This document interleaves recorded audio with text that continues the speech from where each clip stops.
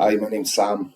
Previous to my accident at work, I never had any mental health problems. It was just a normal day, carrying out my job, and I had life-changing events which really affected me physically and then later mentally.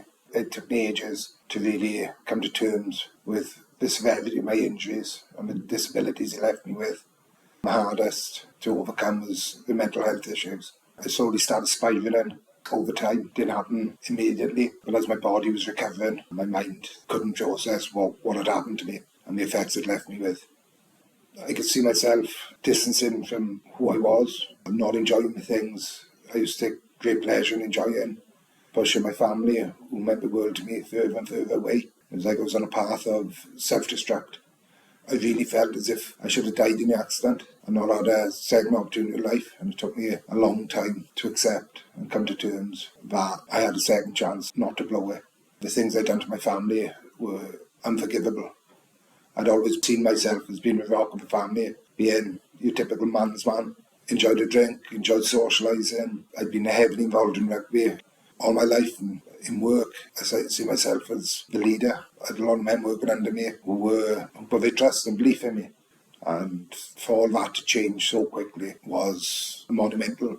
What I became was something I wasn't proud of, something I didn't want to be.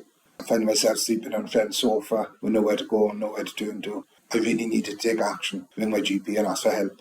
After being diagnosed with post-traumatic stress disorder, the first step of that was to undertake a group therapy class, which I got to admit I wasn't thrilled about. I didn't want to say, hi, I'm Sam, and speak open in front of strangers. To be honest with you, my anxiety building up to the first group session really did go through the roof. Many times I thought, it's not for me, I'm going to pull out. I can't do this. But my wife, who I reconnected with, encouraged me and gave me the support, and my kids give me the support to go through with it. And looking back now, it totally changed my life. First session, we turned up online and there was 10 people. During the first session, people were dropping out. You could see people logging out. Nothing was for them. I think a group ended up with 3 of us in the end who actually done the full course. Through the weeks, I was really looking forward to going. Some of the techniques I picked up, although not everything, will become useful too. We will find the information which becomes useful for you. They give me tools to be able to cope with everyday life and start becoming me again. You start looking forward to the people sharing in their experiences, their stories. You can contribute as much as you want. You're not forced, you're not pressured.